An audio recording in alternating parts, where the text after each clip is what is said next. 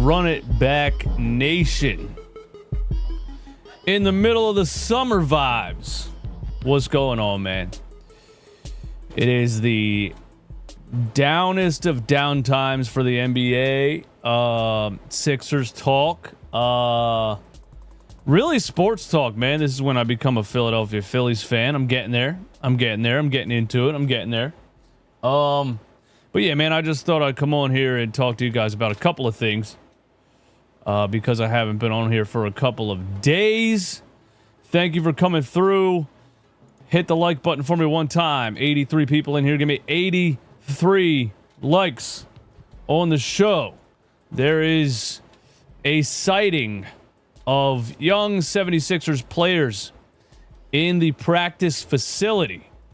We're going to talk about that. We're going to talk about where the other 76ers players who are not in the practice facility might be.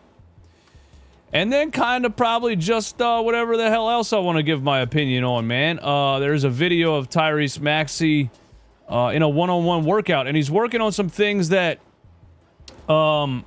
it's pretty interesting. I think he's working on something specific that I think he's needed to be working on.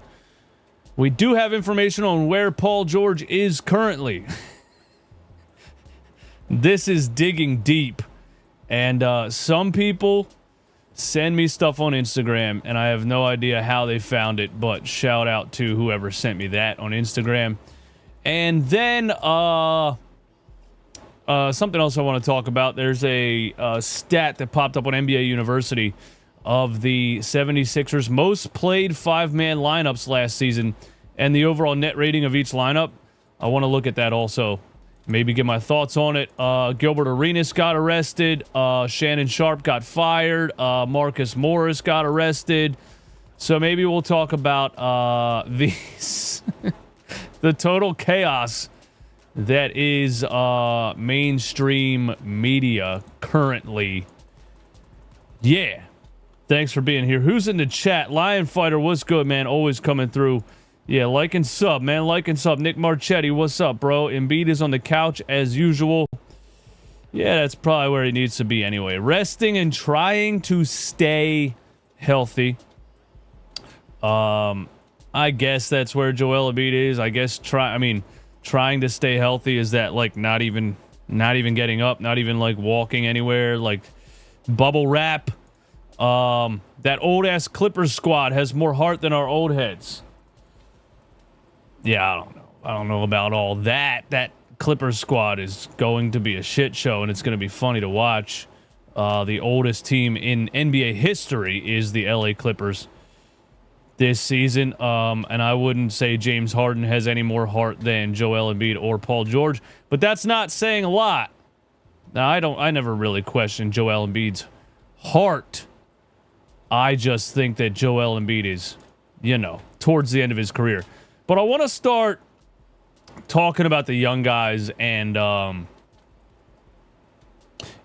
trying to have a positive outlook on the Philadelphia 76ers. Because my prediction right now, and somebody came up to me over the weekend. Shout out to you. I forget your name. I'm sorry, man. But he said, I watch your show all the time. What do you think? I said something, and then I was like, bro, my realistic prediction is the 76ers are going to have to build a young core of players and try to build an entirely new culture, winning mentality. It starts with Tyrese Maxey's mentality. VJ Edgecombe has a great mentality. Jared McCain, I think, has a great mentality. They're going to have to, build an entire new young core and a new culture in the years of Joel Embiid and Paul George's expiring contracts. So that's, I think, what's going to happen. They're going to rebuild the team while those contracts are being played out, because I personally don't think Joel Embiid or Paul George is going to help the 76ers win a championship. And, so the next 2 or 3 years is going to be rebuilding the culture, watching guys like VJ Edgecombe, Jared McCain, whoever they draft this upcoming year. And I honestly probably assume that there will be new management sooner than people think. I think this upcoming season will answer a lot of those questions. But I realistically don't see Joel Embiid and Paul George leading this team to a championship at this point in their careers with how injured they are and how injured they continue to become. So I think the 76ers are transitioning to a young core of players and trying to build a winning culture that hasn't been here since the 80s, while Joel Embiid and Paul George's contracts are just on the books. So I'm going to try my best to focus on the young guys, the winning culture that they are attempting to develop, or just the overall culture they're attempting to develop, and I just can't keep harping on this team sucks, they're not going to win anything, Joel Embiid this, Paul George that. So I'm doing my best to find joy in the team this off season, this upcoming season. And we'll see what happens, man. So thank you guys for being here. Grime23 in the building. DFJ Hoops, B-Man81, Mike Meadows, John, what's up, man? Aaron Cabbage, what's going on, man? Shout out to the members of Sicko Nation. And here's what we got. I think Embiid has a better chance now to win a championship with this young squad.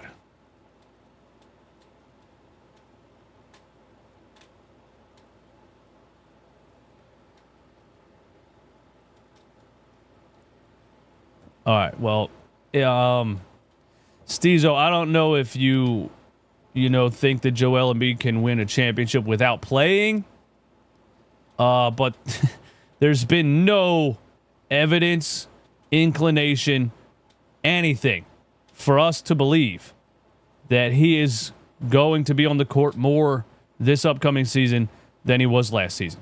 And in his one-on-one interview, took place in his house, he didn't say, I know Sixers fans struggled last year. It was terrible. I'm going to be healthy this season. He didn't say any of that. He said, I'm not rushing back this time. I'm going to take my time.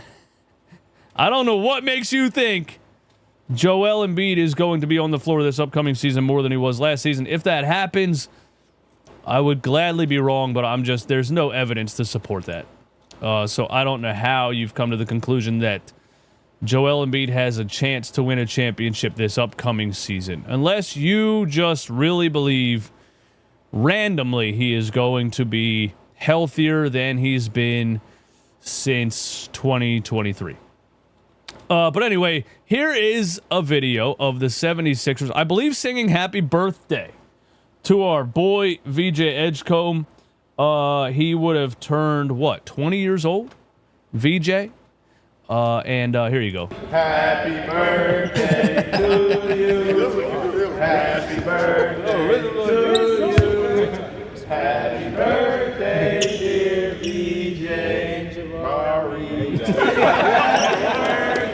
Oh, we got two. Hey! Look at that. Look at that. The young guys trying to build camaraderie and brotherhood and culture. Trying to bring that to the team. And they were celebrating Jabari Walker's birthday also. And in the video, there's Trendon Watford, Jabari Walker, Justin Edwards right here. We got Tyrese Maxey back there. Jared McCain right there. Janiah Broom. Looks like an old head, but he is a rookie.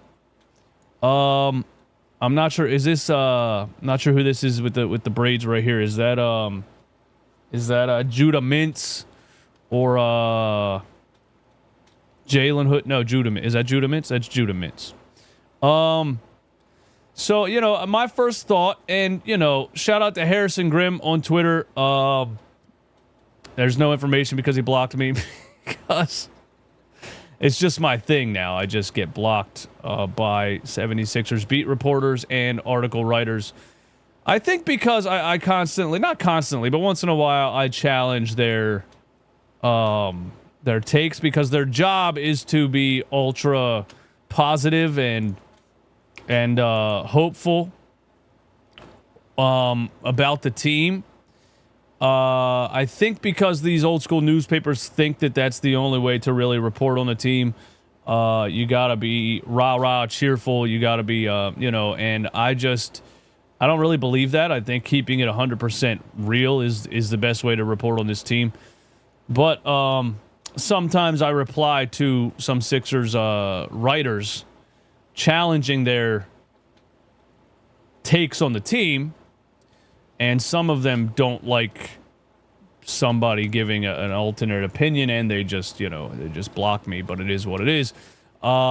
Harrison Grimm said, I've been covering the Sixers for nearly a decade, and I can't remember this many players, big names included, being in Philly this early. A real culture shift is happening. What big name players are we talking about? Joel Embiid and Paul George are not there. So I was gonna reply and say, are Embiid and Paul George like off camera in the background or something? You said big names included, and you don't remember. You can't remember a time where this many big names were in Philly this early. Who are the big names? Who are the big names, man? You know what I mean? So it's just, you got a job to do. I'm not hating on your job, but it's the constant like rah and look how good this is type stuff, and I have trouble not initially being negative. And I'm sorry, the 76ers did that to me. I get people comment on my Instagram page all the time. Oh man, you're negative. You're always negative. All you do is complain. And I've learned that I think the real Sixers fans really vibe with it because they share the same opinion. What the fuck have we been watching for the past couple years? This sucks. You know what I mean? But so it is what it is. But yeah. So I said, where's Paul George and Joel Embiid? VJ's there, McCain's there, Maxey's there. I'm not sure who these big names are that you're talking about because the highest paid players on the squad are not there. And so, where is Paul George? While VJ Edgecombe, Tyrese Maxey, and Jared McCain are in the 76ers practice facility. Paul George is in... Where is this? Paul George is in St. Tropez, outside the Opera House for Jamie Foxx's birthday. That is where Paul George is. He is in St. Tropez at Jamie Foxx's birthday party. He is not in the 76ers practice facility with Tyrese Maxey, VJ Edgecombe, or Jared McCain, or any of the other young guys. And I'm not saying he has to be, but I'm just saying that, like, he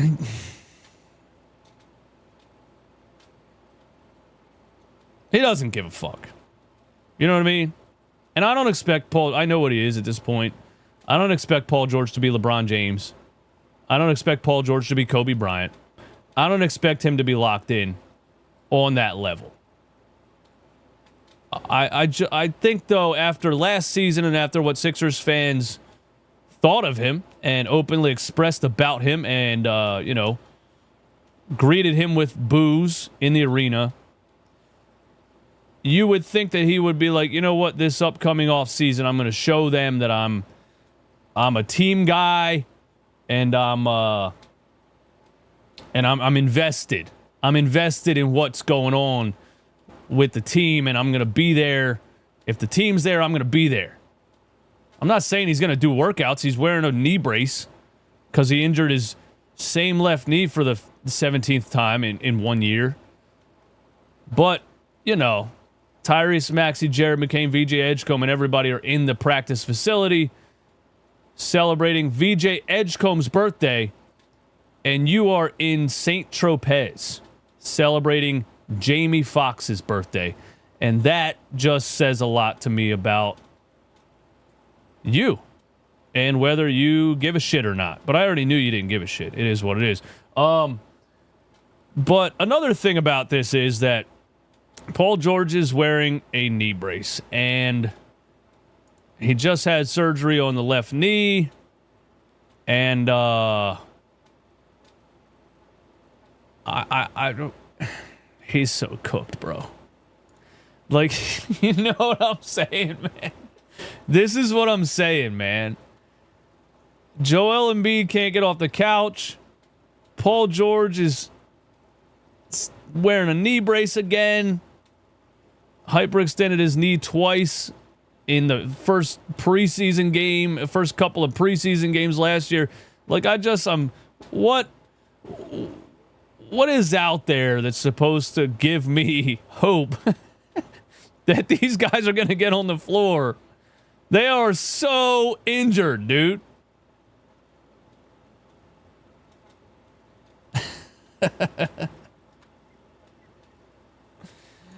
Oh, man. That knee isn't just cooked, it's overcooked. It's that a piece of meat that never leaves the grill and just keeps And I'm not trying to, I just think that, I'm not trying to attack anyone personally. I'm frustrated that players like this are holding us hostage, salary cap wise. Because I think Paul George knows he's kind of done. The way he talks about being a mentor and a old head, he calls himself an old head on the podcast, his podcast with VJ Edgecombe. The way he calls himself an old head and a mentor and all this stuff, I think Paul George thinks about himself currently as like Kyle Lowry and Eric Gordon probably think of themselves. I'm on my way out, I'm going to be a mentor for the last couple of years. I really think that's how he thinks about himself as a Sixers player, except we gave him a 4-year max contract. It's just out of touch to me, and but it is what it is. We have a guy who's going to just coast his way into retirement for $50 million a year. That's what's happening. So yeah, Paul George is in St. Tropez as the 76ers young guys are in the practice facility. Now, where's Joel Embiid? So we know Joel Embiid's not working out yet. He said that in his interview thing, and he said he's going to take his time this year, and nobody gives a shit. Nobody has any enthusiasm about the upcoming season as far as these guys, these max guys. And so I just said, hey, Chat GPT, has Joel Embiid done any basketball work in the 2025 offseason yet? Chat GPT says probably not yet. No reports confirm that he's returned to on-court activity. Has Joel Embiid been to the 76ers training facility in 2025 yet? No evidence publicized. Team sources indicate he is not back on court. So I honestly think my prediction for that the 76ers are basically going to have a young core of players, then try to build a new culture while they have 2 max contract guys that are just going to hang out for the next 3 years until they retire. It's honestly feeling like that's probably what's going to happen. I really think that, man. This is just funny. We try to take this shit serious. You know what I'm saying, man? Like, what am I supposed to say? How am I supposed to feel? Who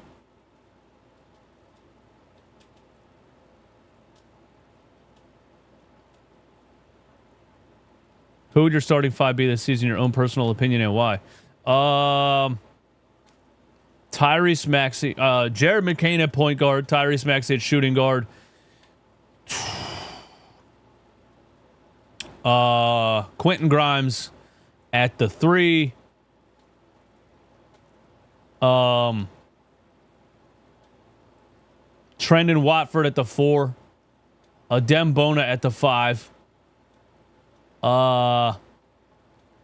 VJ Edgecombe off the bench. Justin Edwards off the bench. Kelly Oubre off the bench.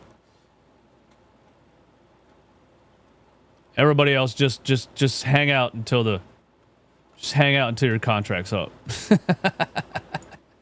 But anyway, let's look at the Tyrese Maxey was also in the gym with LeBron James. Speaking of LeBron James, you know what I'm saying, man? And again, I don't expect Paul George to be LeBron James.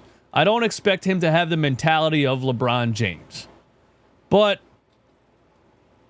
LeBron James is in the gym with Tyrese Maxey while Paul George is in St. Tropez celebrating Jamie Foxx's birthday. LeBron James, he could be at Jamie Foxx's birthday party. He could be out doing celebrity shit. He's 42 years old, bro. He could have been retired already. Is LeBron James at Jamie Foxx's birthday party? Is he at a Michael Rubin party? Is he at home sitting on the couch? Nope, he's in the gym with your teammate, Tyrese Maxey. And here is a Tyrese Maxey workout video, and he's back in the gym with Chris Johnson, and here he is working on creating separation and change of pace. And I love this because I think this is something that LeBron is recruiting. Is he recruiting for who? The Lakers? I think LeBron's up out of there. Jamie Foxx probably barely knows Paul George. I think LeBron's out of there. Maybe LeBron's recruiting himself to Philadelphia. Please let it be true. Please let that be true. But anyway, this is an interesting clip here of Tyrese Maxey working out because I think this is stuff that he's really needed to work on. And last season, I think he fell back into his old style of play, which was like one speed. You know what I mean? Either chuck up a three or sprint all the way to the rim. And I think for, most of his young career now, he's needed like an intermediate speed and an intermediate pace. And he's needed this change of pace type of game. When you watch point guards like Jalen Brunson or SGA or Tyrese Halliburton, when they get in between the three-point line, that change of speed. And Tyrese Maxey's speed is so lethal. And he's shown flashes of, change of speed and change of pace. But if he gets this, we say every year if Tyrese Maxey does this offseason, he'll be at the next level, right? He was a 29% three-point shooter in college. If he gets that to 35%, he'll be the next level. He took that to 40+% the next year, And then we were like, if he becomes a better playmaker, if he does this, if he does that. I think if he really focuses on, and I think he probably is focusing on it because he's a smart player and he knows every offseason, here's what I need to do to get better. Not here's all the reasons it didn't work, let me go do a 4-hour interview and let everyone know all the reasons it's not my fault. No. That's not what Tyrese Maxey does. Tyrese Maxey says, how can I get better again? And so I think in between the lines, in between the three-point line and the basket, the mid-range ball handling and change of pace and controlling the game with his speed, not reacting to the defense, making the defense react to you type of stuff is something Tyrese Maxey is focused on. And here's a clip of him working on it, that like feeling out the defender, stop and go type stuff, step back, a little bit more methodic type of stuff. Slow your game down, feel out the defender, and then, get into a turnaround jumper. This right here, a little slow Euro step. This is like a Luka Doncic style, feel the contact and get a shot up. Maybe he's working on some SGA type of like foul baiting, if you will, baiting the defender into contact and then taking the shot instead of flying a million miles per hour straight into the defense and not getting the call because officials just don't give you calls when you play the speed that he was playing. When you look a little bit out of control, referees are less likely to give you the call. But like a SGA style of, feeling out the defender, getting the contact, and then getting like an extra step into a floater and stuff like that. So I think, man, look, I don't know if Tyrese Maxey is going to be on the next level this upcoming year as far as this style of play. But if he does add this type of stuff to his game, where he can really slow down, get in between the lines, and get good shots off, with a more methodic, like, change of pace type of game, he could be unstoppable. And we already know he has the scoring ability. He's one of the only 76ers players in history with multiple 50-point games in a season. Joel Embiid, Wilt Chamberlain, and Allen Iverson being the other two. If he adds this type of stuff to his game, bro, like this type of stuff right here, feel out the defender, the spin, back to the middle of the paint, fade away. Oh, yeah. All right, catching a oop here? Catching a oop here, Tyrese? I want to see Tyrese Maxey catch an alley-oop in a game this year. People are saying... Now, my boy Romp did put out a video. I just saw the thumbnail when I searched, you know, Tyrese Maxey. I was looking for a new photo to put on my thumbnail, I think, and Romp's video popped up. And he was talking about Tyrese Maxey hit a growth spurt. All right. LeBron James is 6'8", right? Commonly listed as 6'8". Now he's leaning down a little bit in this photo. All right. And he's still about 3-4 inches taller than Maxey. So no, I think Tyrese Maxey about 6'3". I don't think he hit a growth spurt, and I don't think people hit growth spurts when they're 25 years old. How tall is Tyrese Maxey? Listed at 6'2". They might give him an inch this year. He might be 6'3". Maybe the New Balance signature shoes have another half inch of padding in there. I'm not sure. But realistically, or you know, all jokes aside, I think if Tyrese Maxey adds this like mid-range methodical play to his game, it can take him to the next level. And I really want to see that, man. I'm really rooting for Tyrese Maxey because last year, you know, I really just did not want to say anything negative about him last year with the way the season went with the 76ers and him being thrown into it. Was he good? A lot of games, no. A lot of games was just him taking 30 shots and 18 of them were bad. You know, bad three-point attempts, rushing shots, sprinting all the way to the rim, trying to draw fouls. He didn't have a good season.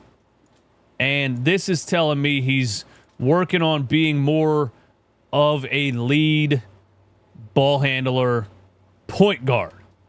I know everybody says all the time Tyrese Maxey's not a point guard. I think, too, that he's better at the two. But this is point guard work that he's doing right here. This is SGA-style point guard work that he's doing right here. The crazy thing is, this game, this slow in-between-the-numbers game right here that he's working on, Jared McCain has this naturally. You know, so when, like, anytime I talk about who's a point guard and who's not, I always mention that Jared McCain just has it. He just plays like this naturally. He has the inside-out, change of pace, change of speed, feel out the defender, get to a mid-range, all that stuff, which is why I would love to see Jared McCain as the starting point guard. But I don't know if you can play Tyrese Maxey and Jared McCain together for the future. My realistic prediction, I think, is that the 76ers tank again this upcoming season. They fire everybody. And eventually, they split up Tyrese Maxey and Jared McCain. I'm not saying this upcoming season, but 2-3 seasons from now, I think that's a realistic prediction. I think Jared McCain or Tyrese Maxey ends up being in a trade package, and I don't want to trade either of them. I'm just trying to say, like, if I had to predict what happens the next 3 years for the 76ers, I just think them both being guards under 6'3", and at least the Sixers front office believing that Tyrese Maxey is a point guard. It's an odd situation for Jared McCain as far as, like, the future. So, yeah, there's a video of Tyrese Maxey doing some in-between-the-lines point guard work. Eastwood in the house. Jared Newsom, what's up, man? You are my brother, the only ones that's keeping me a Sixers fan. Hey, Jared, man, listen, as long as you're just a fan of my channel, you don't have to be a Sixers fan. Just come right here and watch the show. We don't... I'm on I'm on the edge as a Sixers fan myself. I think at this point I'm just a pseudo 76ers YouTube reporter. My heart isn't very much into what the 76ers are doing right now. If the starting five was up to you, who would you start? Maxey, Grimes. Who did I say? Jared McCain, Maxey, Grimes, Trendon Watford, Joel Embiid. Trendon Watford, Dembona, because Joel Embiid's not going to play. But anyway, one more thing before I get out of here, man. This was posted on Twitter by NBA University. And I thought it was interesting. Most played five-man lineups by the Philadelphia 76ers last season. Their most productive lineup last season in 148 possessions, which actually isn't a lot if you consider that points. If you consider that defensive rating is based on 100 possessions per game. There's about 100 possessions per game. There's about, edit that other stuff out. Let me start right now. There's about 100 possessions per game in the NBA. It's like 98 or 99 last year. So 148 total possessions is not even 2 games worth of minutes. Yeah, 148 minutes. 148 possessions. Yeah. Net rating plus possessions. 148 possessions. Am I right about this or not? I'm confusing the shit out of myself. But anyway, the point is none of these lineups were played very much. Because Paul George was in and out of the lineup. Joel Embiid was in and out of the lineup. Caleb Martin was in and out of the lineup. Eric Gordon was in and out of the lineup. Everybody was in and out of the lineup all season. Their most productive lineup was Tyrese Maxey, Paul George, Caleb Martin, Kelly Oubre, and Guerschon Yabusele at center. Guerschon Yabusele at center was atrocious because he couldn't defend NBA centers. He couldn't defend NBA guards. It was just bad. I still can't figure out for the life of me how Nick Nurse was playing Guerschon Yabusele as a 6'8" slow center in the modern NBA, but Nick Nurse is also a word that I can't say on YouTube. But this lineup succeeded because of, I think, Paul George, Caleb Martin, and Kelly Oubre, you know? The wings. When we say, where are the wings, man? The 76ers have no size, no perimeter defense. When they had these 3 guys on the court together, I'm assuming that's why this is a plus 25, because you had perimeter defense out there, right? The only other lineup that wasn't negative was Maxey, Eric Gordon, Paul George, Kelly Oubre, Guerschon Yabusele. I want to say that's also because of the perimeter defense of Paul George and Kelly Oubre at the time. Also with Yabusele at center, not great defensively, but they were a fast-paced team with, you know, running up and down the floor. Maxey, Oubre, and Yabusele. I'm not going to say Paul George was running up and down the floor. He was jogging up and down the floor. Caleb Martin, when he was healthy for a couple games, was running up and down the floor. But the negatives, you know, the Joel Embiid lineup was a minus 10.6. Somebody posted this as a way to say that the team around Joel Embiid was terrible, you know, and he said, this is in quotes, this is the best team Joel Embiid's had in his career, and then he put minus 10.6. Totally excluding the fact that Joel Embiid last season was horrendous in the 13 games that he played. He might have had one game, I think it was the Christmas Day game against the Boston Celtics, that was solid. He was basically horrendous all 13 games that he played last year. He didn't rebound. He didn't defend the rim. He was basically out there not moving whatsoever. So that minus 10.6 is a lot more about Joel Embiid was not healthy than it was about anything else that has to do with the lineups. So there's that. I don't really think this tells us much of anything, because if the best lineup you had was Caleb Martin, Yabusele, and Kelly Oubre, then your team fucking sucked all season long. All season long, every lineup you put out there was horrible. If that was your best lineup. So I wanted to find where it came from. So I went to the website that it came from, Cleaning the Glass, okay? And here it is. Here's the 2025, lineups based on most possessions and the highest differential. And there it is. There is the Tyrese, Maxey, Paul George, Caleb Martin, Kelly Oubre, Gershon Yabusele lineup that was a plus 25 in 148 possessions. And there's the Joel Embiid lineup that was a minus 10.6. So I said, let's go a couple years back and see what their best lineup was and what the differential was and who was in those lineups. So 23-24 regular season. Who was there? What was their best lineups? And here you go. 2023-24, when Joel Embiid was healthy, their best lineup was Tyrese Maxey, DeAnthony Melton, Kelly Oubre, Tobias Harris, and Joel Embiid at a plus 33 on 467 possessions. So if you look at 148 possessions, not a lot of possessions, a plus 25. How much better? And I say this all the time, even though I say I'm over the Joel Embiid era, I'm ready for the Sixers to move on, we're in purgatory, whatever it is, I always talk about how damn good Joel Embiid is when he's healthy. A much larger sample size of 467 possessions. They were a plus 33. That's what happens when Joel Embiid's healthy. And that's why I'm still standing on my take that this is a championship roster if Joel Embiid is healthy. Because this is what happens when Joel Embiid is healthy. He's a fringe MVP, and they're a plus 33.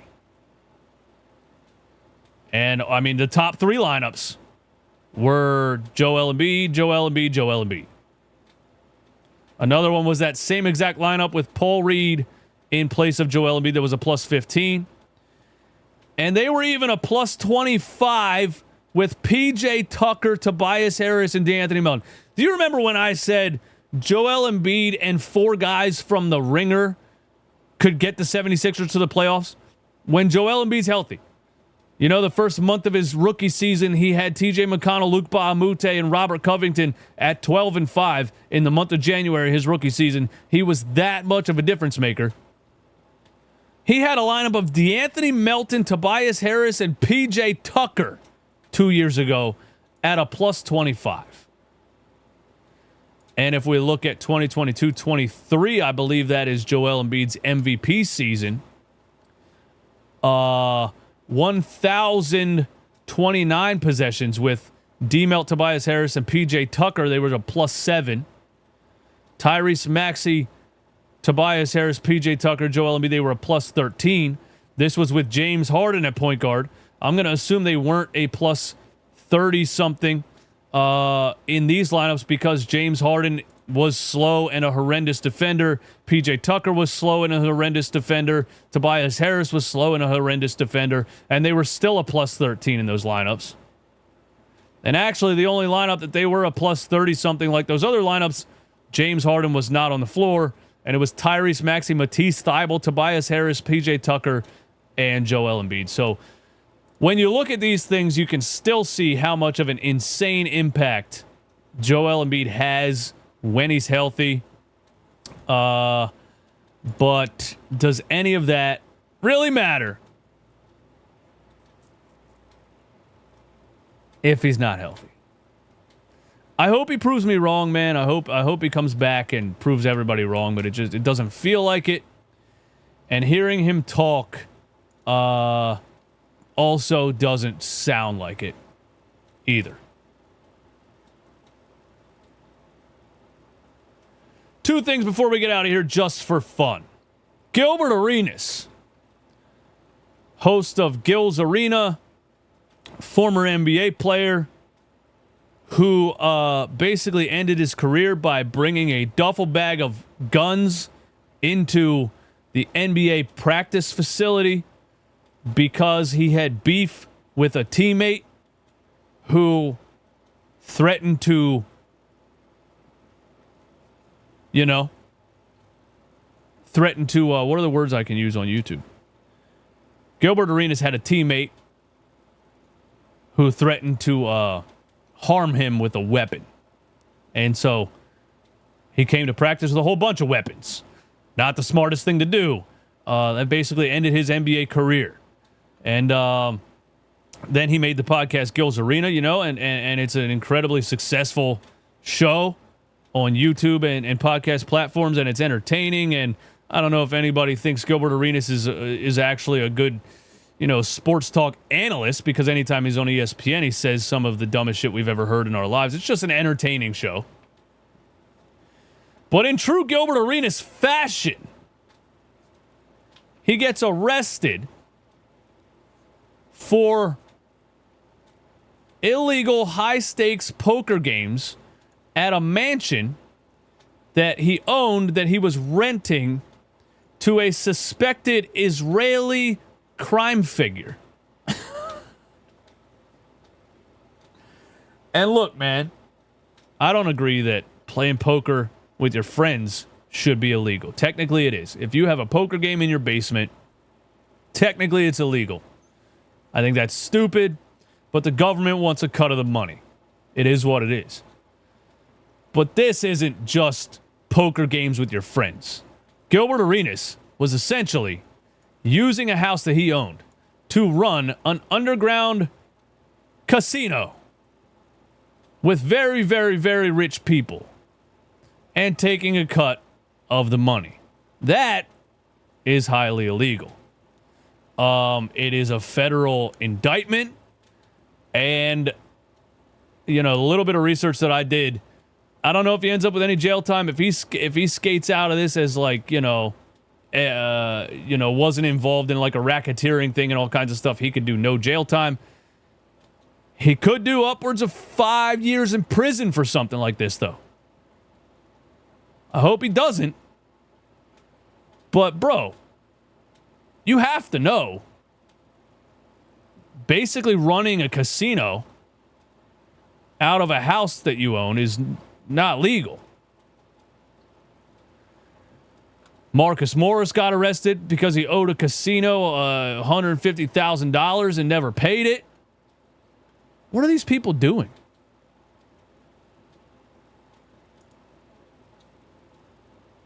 He posted on his story, he rented the house.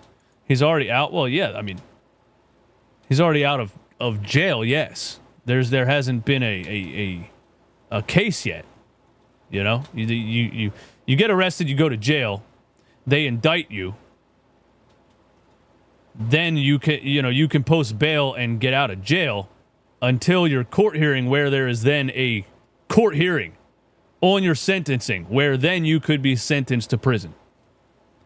So that's how that works for anybody that doesn't know, hasn't been to jail. Last thing.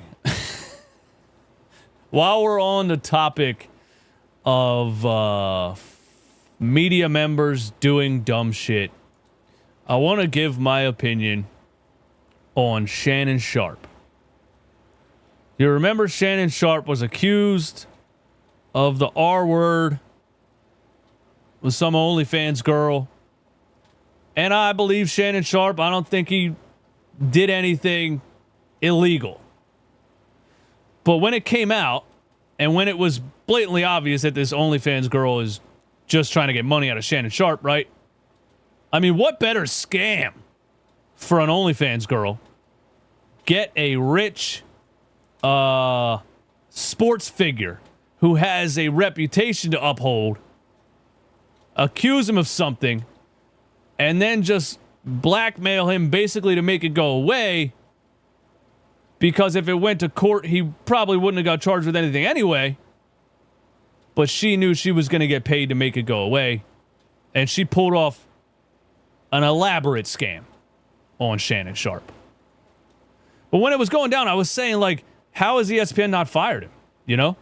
Remember, at the same time, Paul Pierce was like, bro, this guy, There was also a Shannon Sharpe sex tape. I forgot about that, where audio leaked of stuff. This guy, bro. Shannon.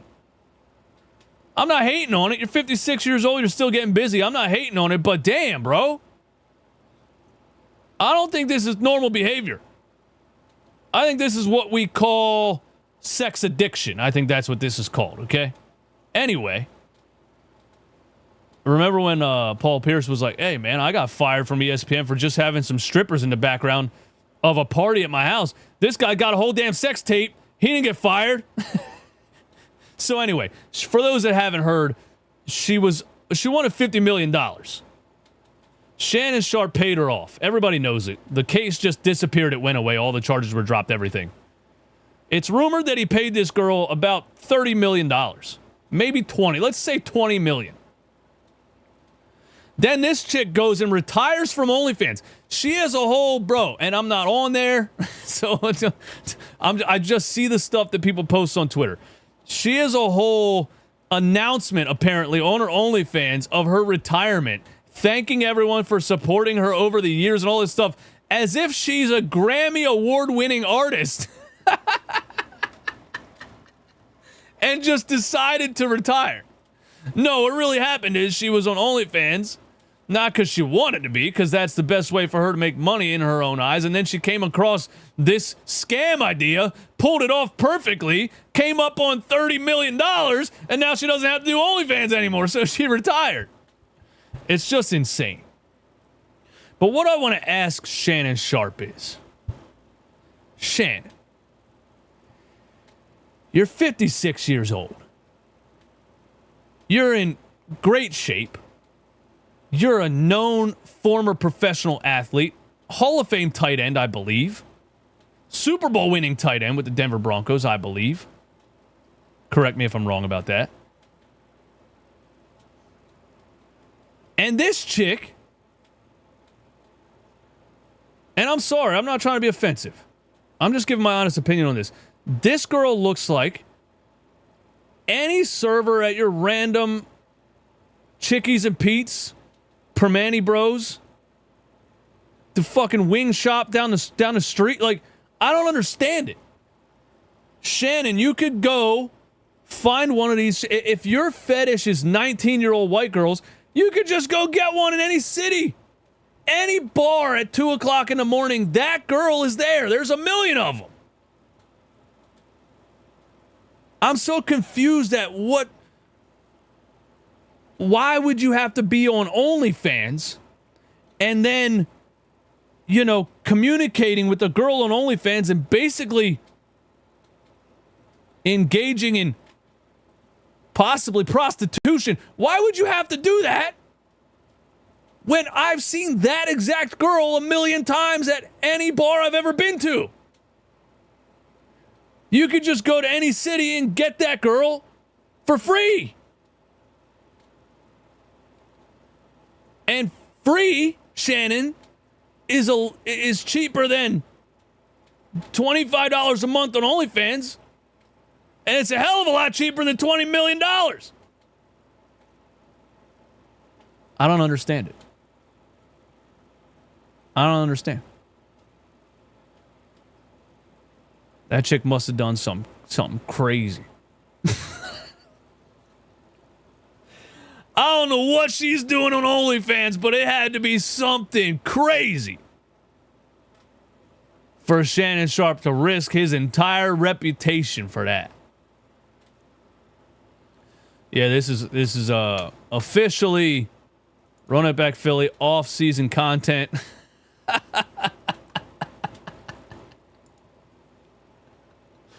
This chick is a 6.5, dude. I'm blown away by this.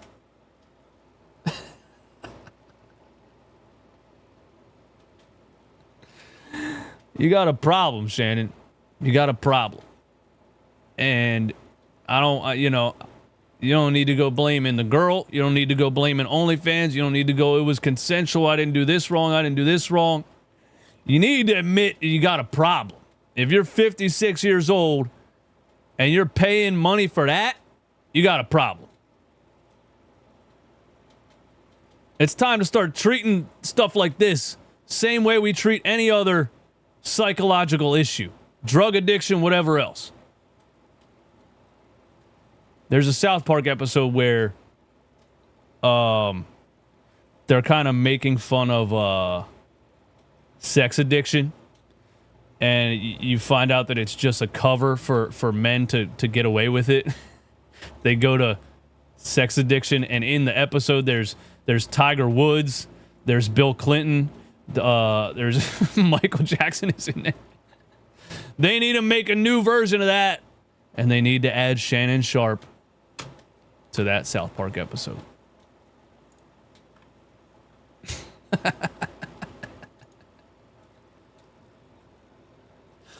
Oh my God, man. I don't understand it, man, because you're 56, you know? There's some good-looking women your age, and you're Shannon Sharpe. I don't know, man. Anyway, this is what the offseason has brought my content to. Talking about Shannon Sharpe's OnlyFans drama. Listen, I hope this show gave you some entertainment for the day, and I'll talk to